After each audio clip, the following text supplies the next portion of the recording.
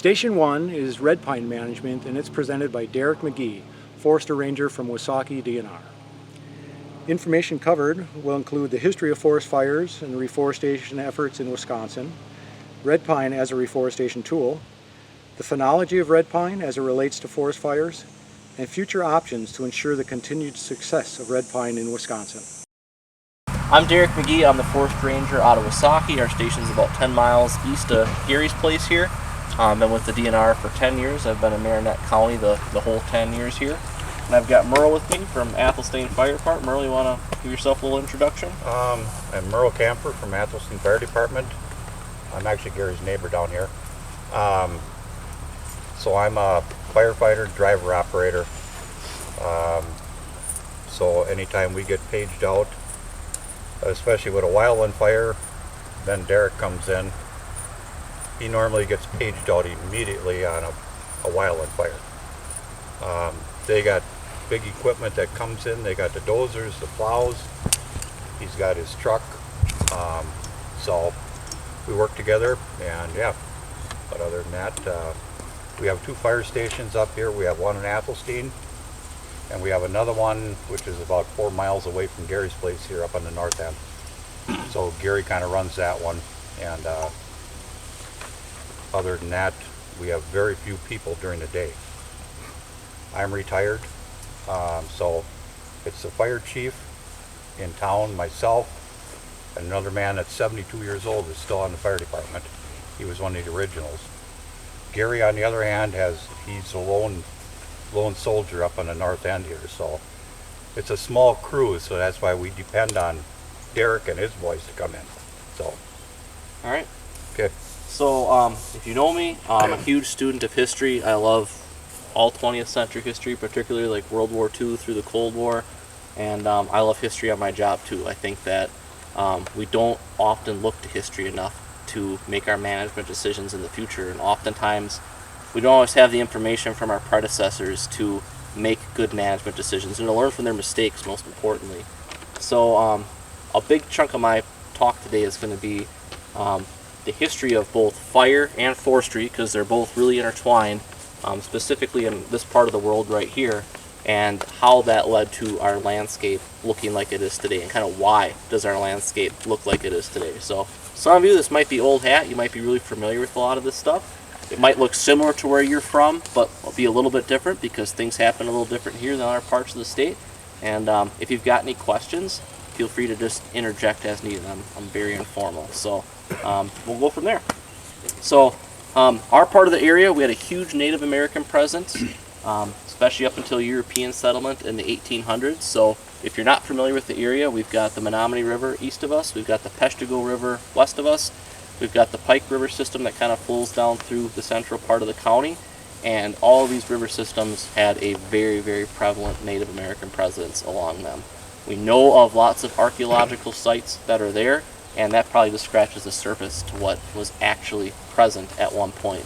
So we had a very established populations of humans here, really from probably the last ice age until now.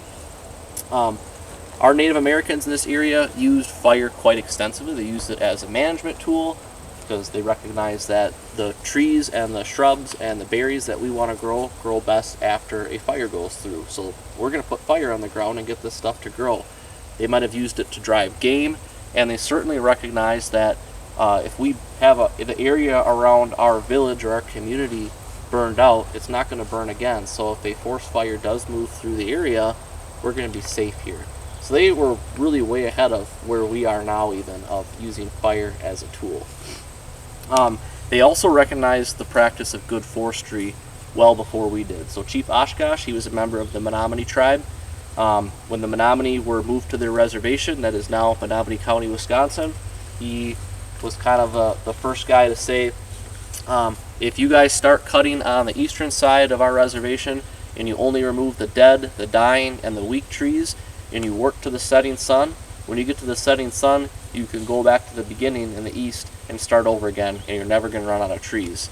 If you're familiar or not familiar with the Menominee Indian Reservation, they're a world model for sustainable forest management. They've got an incredible forest resource. They do a lot of really unique things with forestry that other people are just starting to get on board with right now, and they grow a lot of really incredible products there. So that can be traced all the way back to Chief Oshkosh, and I would say we're been about 100 years behind where they're at, so we're just starting to get caught up to that point now as land managers, and they had it right back in the 1800s. So here, the mid-1800s is when our European settlement really started to happen. Obviously, the federal government with Manifest Destiny is telling people to go west, and this wild land, we're going to claim it, and we need to subdue it, if you will. So we had the lumber barons that came through, and they're buying up this land, and there's this massive resource here. Our most valuable resource at that time was our white pine. This was a pinery up here. Now we have popple, we've got all these other species. This was large, super dominant white pine with red pine mixed in, but it was a pretty much dominated by white pine overall. Our lumber barons really liked that white pine because it floated, and it floated really well. So they could dam up these rivers, they could put all that pine into the river, and then in the spring when the snow melted, they could blow those dams out, and they could get all those logs down the mill in Marinette or Menominee right out into the Green Bay. Or they could even make them into log rafts and float those rafts and get them all the way down to Chicago. So a lot of the wood from Marinette County actually was used to build Chicago, build Milwaukee. That's where a lot of it ended up. That was timed just right with those cities really expanding. At that point, the hardwoods were left because they didn't float. Wood does float, but hardwoods for extended periods of time, they'll get saturated and they'll sink. So that was all this value that I just had my guys hand cutting this wood on that sank to the bottom of the river. I don't want that. Red pine as well. It floats, but over time it can saturate a little bit easier. And that's why you'll see on the wagon tour, if you haven't gone on that already, there's some of these Sentinel red pine that got left up here that simply they didn't want it because it didn't float and it wasn't worth their time probably to cut it down. As that's all happening, if you've heard of the Peshtigo fire, that happened on October 8th, 1871, so that would have been just southeast of here, right outside of what is currently the city of Peshtigo.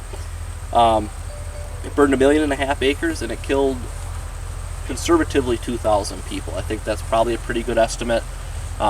Numbers range pretty widely. If you had 2,000 fatalities in this part of the world today, that would be like all over the world. I mean, that is a significant chunk of our population, and at that point that was probably even a more significant chunk of our population. So that was a true travesty of a level not really seen before or since. Does anybody have any idea what actually caused the Peshtigo fire? Anybody ever heard any rumors or? Cow kicking over a lantern. Yeah, the cow kicking over the lantern. Yep, that's a real common one. We don't know for sure. Obviously, they didn't investigate forest fires like we do now, and there's a lot of different things going on that could have led up to it. My good friend and mentor, his dad, Cubby Cavilion, he's about 100 years old now. He's a local historian. He's done a lot of interviews, and when he was younger, a lot of the survivors were still alive. What we think most likely happened was the Chicago Northwestern Railroad was moving from Green Bay to Marinette, building their main line, and they were under a deadline to get to Marinette by a certain date. So they had all hands on deck. They were clearing land, they were burning slash, they were doing everything they could to get that right-of-way clear to get their railroad through. Most likely they had a lot of different things burning at once, and we had this literal perfect storm of a weather pattern come over, and those burn piles almost went off like a bomb and escaped control. There was also probably people burning and fires burning all over Marinette County at that point. So this weather pattern came together, all this stuff escaped, and it burned together, and it created a firestorm that killed 2,000 people. So we'll never really truly know the exact sequence of events, but all evidence points to that south of Peshtigo there along the railroad right away somewhere was probably our point of origin. So our part of the county, we got rail service in 1883 to Woosaki. So the Milwaukee Road Railroad, the Chicago, Minneapolis, Milwaukee, and St. Paul, they built, kept coming north, and from 1883 they got to Woosaki. Just north of Woosaki, about 10 miles, is Amberg. They got there in 1884, and then by 1886 they had reached the Wisconsin and Michigan border. Any of you guys that came up through Athelstan, you'll notice by the Nimrod Inn there's a railroad street. That was actually at one time a mainline railroad from Milwaukee, or from Woosaki, that ran all the way up to Dunbar, and there were several little towns platted out here in what's now the county forest. So So these railroads really opened up things, because now we don't have to rely on these rivers and the seasonality of things to get wood back to the mill. We can load our trains up. Our county is loaded with county forest roads and trails.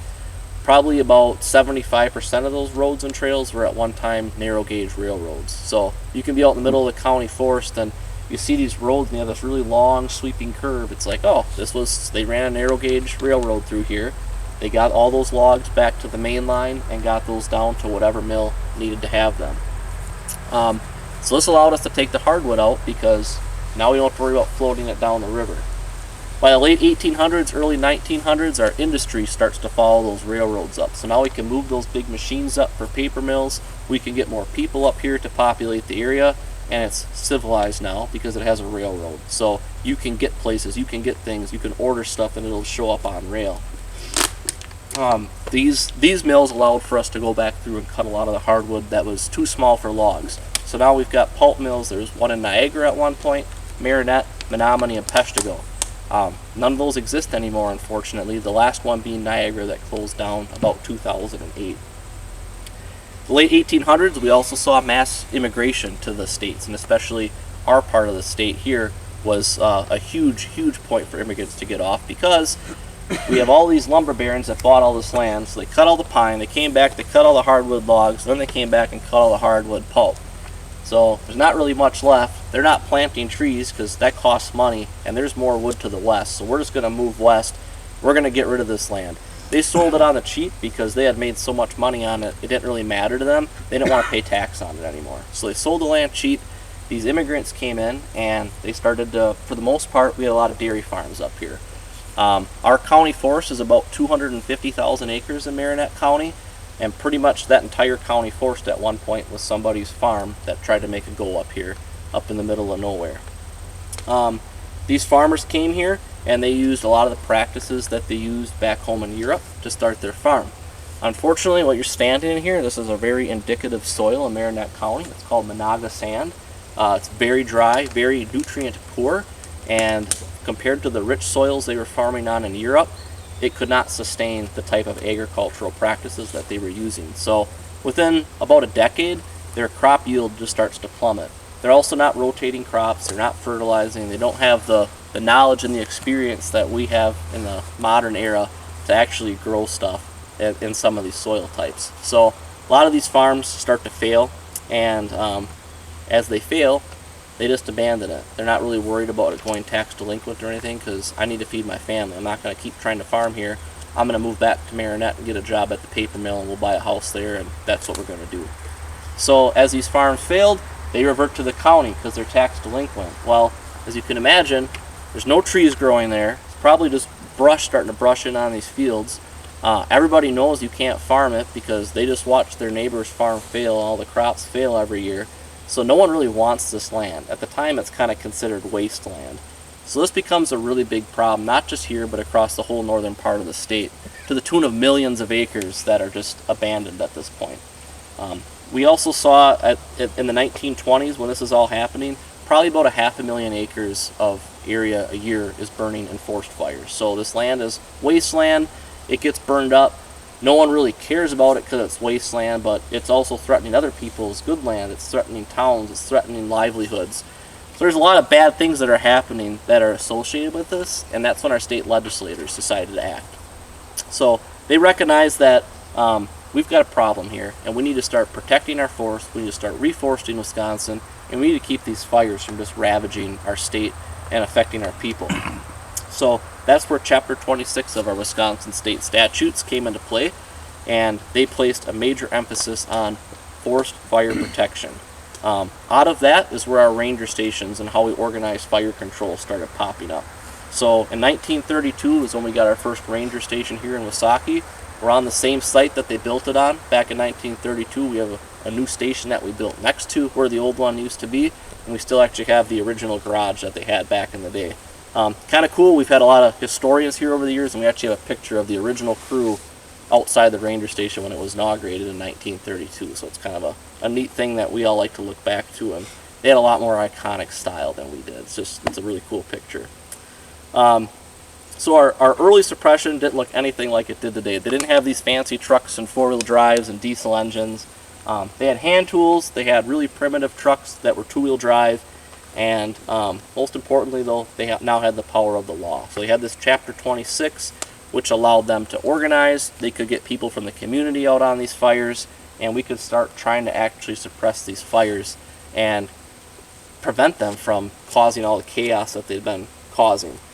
So they recognized early on that we need to, number one, our goal is to prevent fires.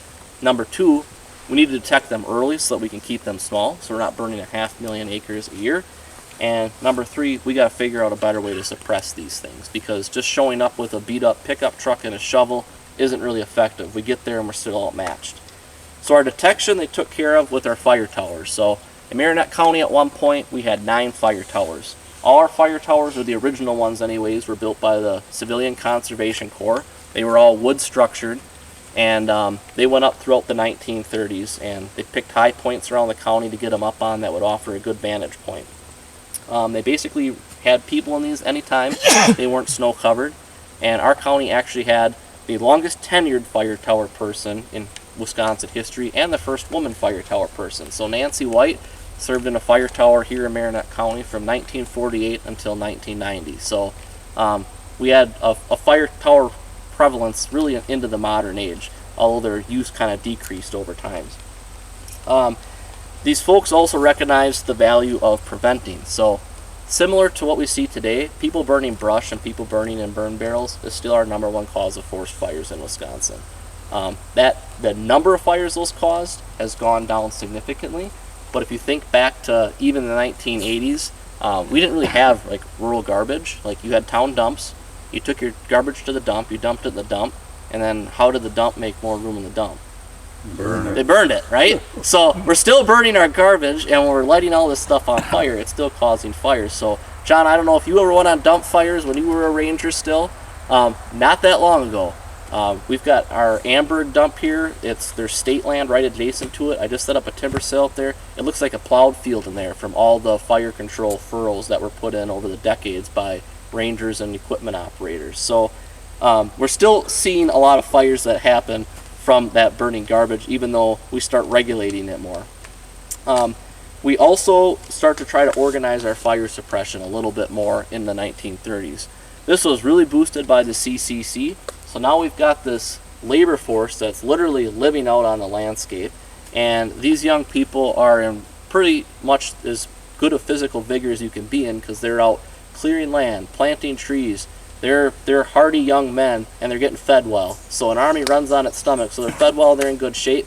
These rangers could commandeer these folks, and they could get out there and they could work on suppressing these fires. In the 1930s, our predecessor, the Wisconsin Conservation Department, was also the largest telephone provider in the state. So we ran telephone lines from every fire tower back to our ranger station so that those fire tower people could call in when they had a fire. And then the ranger would figure out who was going to go where. If you were lucky enough to be along one of those telephone lines, you could enter into an agreement where you became an emergency fire warden, and then we would run a telephone line at your house and give you a telephone. You could use that telephone for whatever you needed to use it for, but if there was a forest fire, you were expected to help organize that forest fire. You were expected to have people come to your house and report forest fires, and we quickly grew into a large telephone operator. Most of those lines were all removed in the 1970s as we switched more to radios and everything like that, but there is a long legacy of that being our primary way of reporting fires. So as World War II kicks off, obviously our young labor force is now, instead of fighting forest fires, they're fighting the Germans and fighting the Japanese, so we don't really have that on the landscape anymore. So that's where we really started looking at mechanizing things and getting how can we use equipment to suppress forest fires. So Neil LeMay, he's a real respected guy in Wisconsin DNR. He was kind of the guy that created a lot of the how we do things in the modern age. And he actually developed, at the time it wasn't a bulldozer, it was a crawler because it didn't have a blade, but they took a crawler, tracked crawler. He designed this plow that could pull behind it that was like a V plow that would put a fire brake in, and he figured out a way to get that up onto a flatbed truck. And that was how we would respond to fires. We would send that out there, and we would utilize that equipment to fight forest fires and put in our control lines. So we finally get this mechanization. It really opens up a lot of different ways for us to not only fight fires faster, but to be a lot more aggressive than we could be with just hand crews and trucks. But just because we were mechanized, that means we were organized. So in the 1950s, we're getting all this stuff. We don't really know how to use it. Everyone's still kind of trying to work this out, figure out what's best and what's not best. So in the 1950s, here in Marinette County, we had a very large fire out west of the Peshtigo River. We've got really good written narratives from everybody that was on it, because it really didn't go well at all. And I think the area ranger that was in charge wanted to know what went wrong. So they documented all this, and we still have it so we can read it. And basically people just showed up. No one communicated. It was just like, you're driving down the road, you got sent to the fire. Well, this looks like it's burning really good. I'm just going to fight this part of the fire here. And then someone else is over there fighting. So everyone's just kind of all over doing their thing, and it did not work very well. And we were burning up equipment. We were injuring firefighters. And someone's like, we got to change this. Well, at the same time, we've also got all these GIs that came back from World War II that just watched the U.S. military fight a two-front war.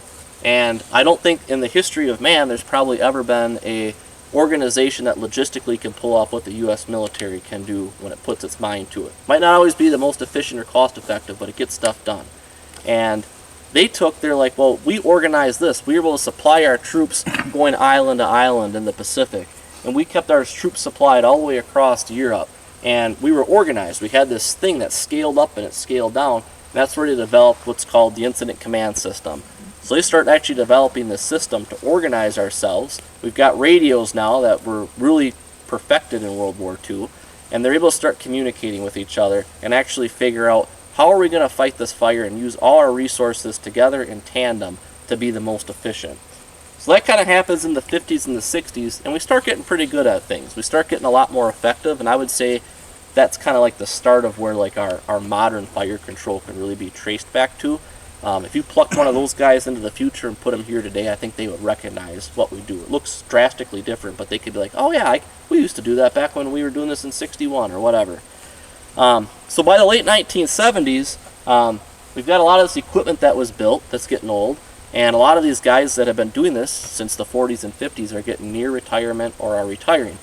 So we've got this fresh new class of foresters that are coming on, and we've got aging equipment, and we also have this really, really bad drought in 76, 77. So this combined kind of a two-front thing. We had inexperience, we had equipment that was kind of probably older than it should have been.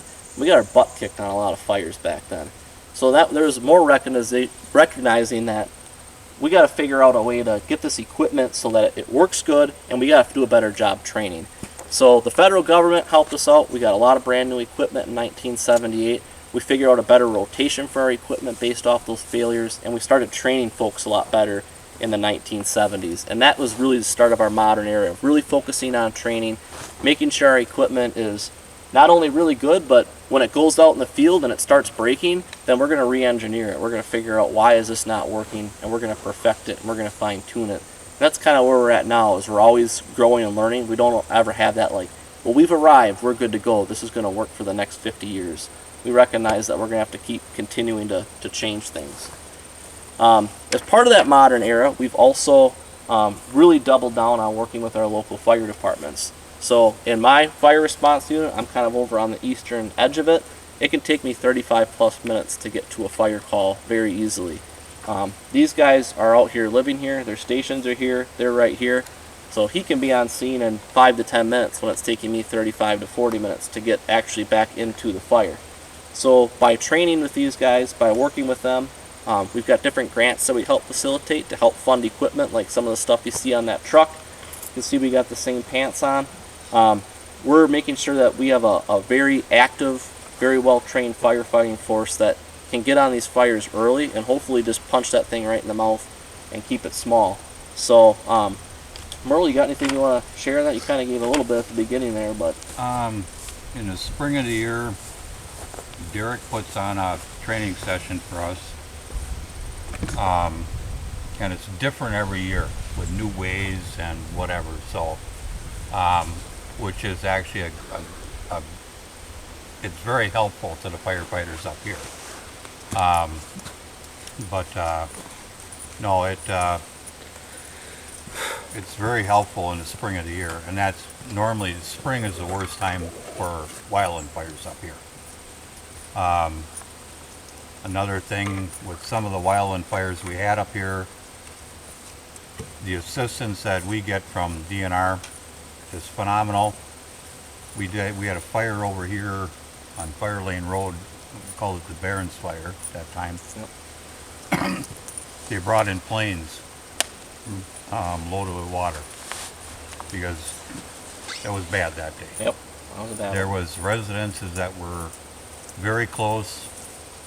The DNR came out with, well, you had Wazaki, I believe Pembine was here. Yep. With their dozers.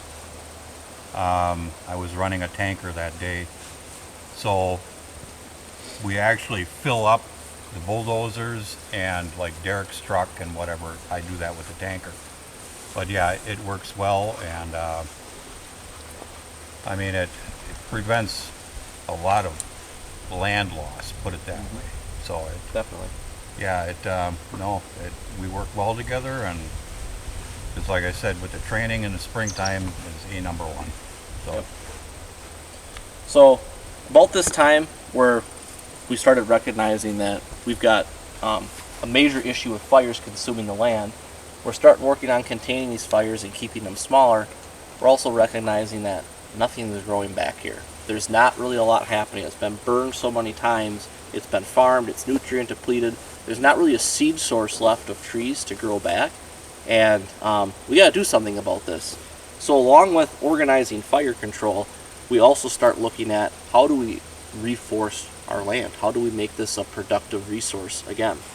So the first organized tree planting in Wisconsin can be traced back to 1911. The Wisconsin Conservation Commission, they planted 192,000 trees. Nowadays that's peanuts. In 1911, that was a really, really big deal. There was a lot of fanfare about it. There's old newspaper clippings. They were really celebrating this. There was traction. People were excited about it. And then something called World War I happened. So that took a lot of our young labor force away. That took a lot of people's focus away to this war over in Europe.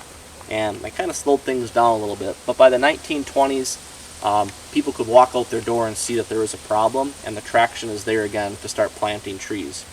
So in Wisconsin, we had our first 1 million tree planting year in 1926. So that was another really big crowning achievement for us. And in 1932, the Wisconsin Conservation Department did a study, and out of that study, they determined that we need to start planting trees in Wisconsin. We've got to start doing something because we need to A, sustain industry, we need to B, afford employment, and we need to C, keep land suited for forestry productivity. A lot of those are kind of the pillars still how we do things today, is that we want a productive forest, but we understand that our forest products industry is really big in Wisconsin, and that productive forest is going to help provide that industry and create jobs. So out of that study, they created the Griffith State Nursery in Wisconsin Rapids in 1932, and by 1934, the nursery had distributed 16.5 million seedlings. So we're really starting to ramp up in the 1930s. And again, we've got this huge labor force on the landscape in the CCC crews that can help us get those trees in the ground. Those crews are also after gooseberry. That's the alternate host for white pine blister rust, so they're out attacking that. We're getting a lot of really good work done. Obviously, World War II kind of slowed the reforestation pace because we lost our labor force. But by the 1950s, we were really getting back into it. By the 50s, we also now, just like our fire control was mechanized, our tree planting starts getting a lot more mechanized. We're not sending a bunch of 16 and 17-year-olds out to stick trees in the ground. We're using bulldozers, and maybe we're coming through with a paid crew behind it to actually plant in the places that the bulldozers have prepared. The mills at that time were very vertically integrated, so they owned a lot of property, and as part of that, they want to grow trees and make sure those trees grow to their mill. So our paper mills were really, really big, and all mills, not just paper mills, but they were really big on planting those trees and making sure that they were going to have a product to sustain their mill into the future. And our public lands that were wastelands that were still not planted to trees, those start getting planted to trees really heavily in the 1950s. By the 60s and the 70s, so that's when Gary's family bought their property here. That's where we start to really see upward mobility and an expanding middle class. So these people that might be working at Consolidated Paper or working at Gladfelter or Bergstrom Paper and Neenah, they start recognizing that, hey, I can buy land. I can afford this now. So a lot of these folks start buying land in the northern part of the state, and they get there, and I personally refer to this as kind of the land steward generation. So this was the first time, at least in American history, that we start seeing people not just looking at land as a resource to be used, but as a resource that I can use, but I can also give back, and I can ensure that it's going to be producing long after I'm gone, and that my kids and my grandkids have a force to enjoy. So a lot of these folks are planting trees knowing darn good and well that they're never going to see that little red pine grow up and be mature, but someone else is going to be able to enjoy it. And our mentality starts to make a major shift in the 60s and the 70s for the better. In that time too, we've got a lot of like fallow farm fields that are getting planted. So it's pretty easy. I mean, tree planting is never easy, but it's pretty easy overall that almost everybody had like a 8 or a 9N Ford or a Ford Jubilee or a WD-45 Alice, whatever, but something that could pull that tree planter and stick trees in the ground. And folks just got busy and they started doing it, and that's where Gary grew up, is doing that sort of stuff. The plantation failed over here. We're going to go out and we're going to interplant that, and it was kind of a family affair. As we progressed into the 80s and the 90s, in our part of the world, I would say, looking at how many trees we planted per year and the number of landowners we worked with all the records we have, that was probably the zenith of tree planting. We had a couple of things working in our favor. Number one, we had a lot of these, the steward generation were retiring and had more time on their hands. So with more time, that meant more trees, which was great. We also had the era of agriculture equipment started to really grow in size, and a lot of these small fields or fields with a big weird jag in them, they wanted that squared off, or they wanted a larger field. And if it was a small field and it was a rocky field, I'm not going to plant that anymore. So a lot of that stuff started just going fallow, and then trees got stuck in the ground there. We also saw yields increase significantly in that time for agriculture, so that also led to some of these kind of so-so sites getting planted to trees. So we really see tree planting just explode across our part of the world in those 20 years. By the 2000s, tree planting is still going strong, but it's on a smaller scale, and a lot of the fields have been planted. So there's just not as much to plant anymore. Trees are growing in most of the places that we need them to grow. And unfortunately, by the 2010s, there's some trends that have kind of reversed. So especially earlier in my career in the early 2010s, I saw a lot of plantations that were planted in the 80s or early 90s get cleared, the stumps get grubbed out, they got fertilized, and they got replanted to corn. So ethanol drove a lot of that. Ethanol really drove up corn prices, and it made more sense for folks to grow corn and to grow trees on some of these sites, and that's ultimately what happened. So unfortunately, we saw a little bit of a reversal, but that seems to have kind of stabilized now. Unfortunately, red pine is a really good product, so it competes well against corn in a lot of cases. In the 2020s, we're kind of reaping the rewards in our part of the county of a lot of the tree planting that got done. So this pine was all planted in the mid-1960s. It's just reaching the point now where it's really producing not only volume but value. It's a product that it can be used for a lot of different things. A lot of different mills want it, and when this gets harvested and thinned, it is definitely producing significant value for Gary, and it looks really nice. We call this slipper pine. You can wear your slippers out here when you're marking this because there's no brush or anything underneath it. There's not a lot of this left in our county. Usually it's pretty brushy at this point. We do have this really great resource here, but we also do have some threats in our county that are kind of looming. If you're familiar with heterobasidian root disease, that's kind of on the horizon. We have a site about 9 or 10 miles due east of here that it's a known site in Marinette County, so we are treating stumps as we're thinning pine. This is obviously a monoculture of one species. I don't know if you guys been on the tour yet of the property, but if you've seen anywhere where there's pure ash stands and emerald ash borer came through, what's left? Not much. So that's always kind of a threat if something were to come in that could attack red pine. These monocultures don't do very well, and red pine has very low genetic diversity. Great for growing trees that grow a forest product, not so great for disease and insect resistance. If something comes through that kills red pine, it's probably going to kill all red pine. There's nothing on the horizon that's really a huge threat, but all it takes is one shipment of something from Europe or Asia that's got a bug in it that'll attack red pine, and we could be looking at a completely different scenario. So with that being said, what's the future of red pine? Like what do these red pine timber stands look like going forward? We've got a couple different options. Red pine should, in theory, be the perfect species to conduct a shelter wood on. So you should be able to just go through here, establish a shelter wood, that seed will rain down, establish new seedlings, and it'll grow up. Unfortunately, there's a disease called diplodia. It's a fungus that it'll grow up in on the cones of the upper mature trees. Those spores will rain down. The mature trees, it doesn't really affect their growth or their yield. The smaller trees, it'll ultimately kill. So it kind of limits what we can do for natural regeneration with pure red pine. We also have, this is an anomaly here. Normally red pine at this point starts to get brushy. It starts to get a component of red maple creep in, hazel brush. You'll see some white pine come in. That brush obviously makes competition very difficult when we're trying to regenerate. So replanting these plantations, our county forest partners have been doing a lot of this all over the state. They generally will grow red pine until it reaches its financial maturity, clear cut it, and replant it. This is not as simple as when we were planting these fallow fields, because now we've got stumps to work with. We've got all the slash from the wood that wasn't utilized that we're trying to work with. We've got that brush component that's coming in. People don't generally have equipment that can handle this. Your Ford 9N isn't going to be able to go up in there. Your Kubota or your small compact tractor isn't going to be able to go in there and handle that type of stuff. You need a lot heavier equipment to get in there and prep that site for planting, and there's not a lot of contractors that do it. It's kind of a sporadic thing. It's not like agriculture where we know every year we can go through this area and we can cash crop. It's just a different world when it comes to forestry. It requires a lot of chemicals, so to kill that brush and to kill that competition to make the site ready for red pine, there's a lot of different chemicals that get put out there.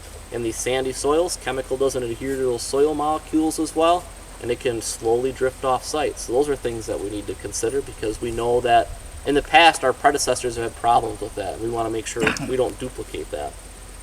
There's not a lot of research on this, but I myself question, can we continue to grow the same crop of trees generation after generation on the same site? Some of these sites that we have in our county, we're on the third generation of red pine that we've planted. You wouldn't plant the same crop year after year in a farm field. You rotate your crops, or you have to fertilize. Are we depleting this already pretty nutrient poor soil, and are we going to run into problems in that? Maybe not in our generation, but maybe the next generation or two. These are all things that we've kind of got to consider with red pine. Red pine plantations are going to have a place in Wisconsin, and they always will, but I think we're also going to have to start considering other things to make sure that our resource is pretty plastic and flexible to whatever the next threat might be on the horizon. So one thing that we're looking at with the Wisconsin DNR is we've got a large natural red pine regeneration project. Jed Miner, he's a researcher through UW-Madison. He's done a lot of studies on red pine and how it adapted with fire over the years. And through his studies, we were kind of able to determine this is probably how a natural red pine stand looked when a fire came through and it regenerated.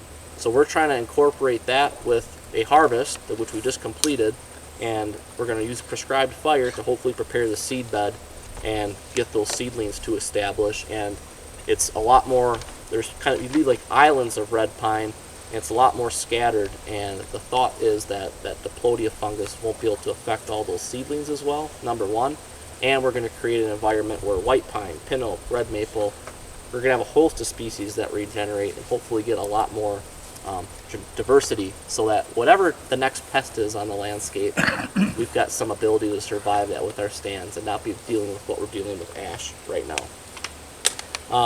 So we're hoping to do a controlled, we did a harvest over the winter, we're hoping to do a controlled burn in the summer if the weather cooperates and we get everything lined up right. And hopefully there's a study coming out in the next few years that kind of indicates whether it was a success or a failure, and what might be next as far as regenerating some of that red pine. Like I said, our public land managers are still planting red pine. I would say they're at the forefront of experimenting with what chemicals work best. We're changing spacing, equipment keeps growing, so some of our plantations planted in the 80s, we actually found out we planted them too close together. So those are all things that we're still perfecting in the 21st century and we'll continue to perfect. So I guess to wrap things up here is, so red pine, it is a fire dependent species. Do any of you live in an area with a lot of pine where you have DNR fire control, you have a high fire danger you're predisposed to? So some of you, maybe not. So why, a lot of people want to know, like, what makes red pine so susceptible to fire? And the other question I get all the time is, my grass is totally green, it's so green it hurts my eyes. Well, how can the fire danger be very high today? Well, often it's because of this red pine and our jack pine fuel models. So these red pine are a very fire adapted species. Before humans settled here and before we got really established, most of our fires were caused by lightning. So lightning would strike, it might burn for days, it might burn for weeks, and it would be a very low intensity surface fire. Most of our lightning fires occur in the summertime. So right now you can see our grass is starting to get cured. We have these little popcorn thunder showers that come through. They might make a lot of lightning, not a lot of rain. It can easily light a fire, and if we're not here to put it out, then it's just going to spread unimpeded until you get a significant weather change. This time of year, it'll just burn right underneath these red pine, and it's not going to really do any damage to the trees whatsoever. In Wisconsin, our peak fire danger is in the spring, right after the snow melts and everything is brown before green up. Historically, when we get storms in the spring, we usually get a lot of rain, so we don't see lightning actually cause forest fires in the spring nearly as often. What does cause forest fires in the spring is us. So whether it's our truck parked out in tall grass, lights a fire, whether it's a brush pile burning, locomotive, we do lots of things that can cause fires. That red pine, in its biological year, in the springtime, it goes through what's called the dip. So its moisture in its needles will drop, and then eventually it'll start going back up. Now that dip, the moisture content in the needles isn't what actually makes the pine flammable. That's how we can quantify it and track how flammable is the red pine. So there's a bunch of biological processes that are going on there with starch and the tree moving resources around as it gets ready to make pollen and do its thing for making the next generation of red pine, and that's what's actually making it flammable. We're just using that moisture content to actually track where is it at in that process. So as that moisture content goes down, that means that tree crown is more susceptible to fire, and once it bottoms out, it's at its peak. So that's why often everything will be green, and it's like, how can there be high fire danger? Those trees right there are why there is high fire danger when that's happening. They're just very volatile. They're ready, and it doesn't take much, and once it gets into one crown, it can go crown to crown, and then we've got big problems until we get a change in fuel type, most likely. So that's the biological explanation of why red pine has high fire danger. Let's see here. So we're pretty much almost on time here. I'm going to open it up. Do you guys got any questions or want to talk about anything in the last 2 minutes here? And I'll be around at lunch too, so if you think of something later and want to chime in, go right ahead. What's your thoughts on the California wildfires? They suck. They're really not any fun to be on. A lot of that is, you'll hear people say both ways. I know foresters out there, I know firefighters out there, and a lot of it is, number one, lack of management of forests for generations, and not just lack of management, but we've done too good a job of putting out forest fires for so long, and these are fire-dependent landscapes, so it's going to burn. Number two, where do we all want to build our houses? Out in nature, and we don't really give much consideration to, if a fire burns through here, what can I do to make sure that my house survives? So a lot of that, not taking away the loss of property and life, but we need to do a better job. Developers, public officials, people need to understand, you're building your house here, here's some tools for you to be successful for wildfire. We just haven't done that. Anything else? Does your ranger station, do you work with a lot of the smaller communities in the area besides Athelstan? Yep. So we work with every fire department in our area, and so if there's a fire in Athelstan or the town of Amberg or whatever town in our county, they'll send the fire department and DNR. We co-respond. So we train together. We do trainings every year. They're new firefighters. We put through an actual class, training them and everything. Do you guys work with Silvercliff? Yep. All the time. Do you guys get involved with prescribed fire for like habitat Yes. management or controlling invasives too? Yep. So not so much in our area on the invasives, but actually right across the street from Gary here, we have Athelstan Barrens property. So barrens are a globally imperiled habitat that since we took fire off the landscape, it's really decreased significantly. Our barrens were just kind of open areas with some weird looking plants and random trees growing. As you can imagine, in the 1920s and 30s, that was a great place to plant trees. So a lot of our barrens became red pine plantations, but we used fire as a tool to maintain that, to try to duplicate that historical regiment. We do that with prairies too, and we're really looking at it from a silviculture standpoint with like oak regeneration, obviously pine regeneration. It's underutilized in Wisconsin as a whole. So I don't know what that looks like going forward, but we're trying. Okay. My hunting property is near the Spread Eagle Barrens area. Yep. Once in a while they do a control burn there and stuff. They're trying to Yep. turn it back to what it was when my dad and his brothers and cousins Yep. deer hunted up there. They probably started burning out there in the 80s, John? Or does it predate that even?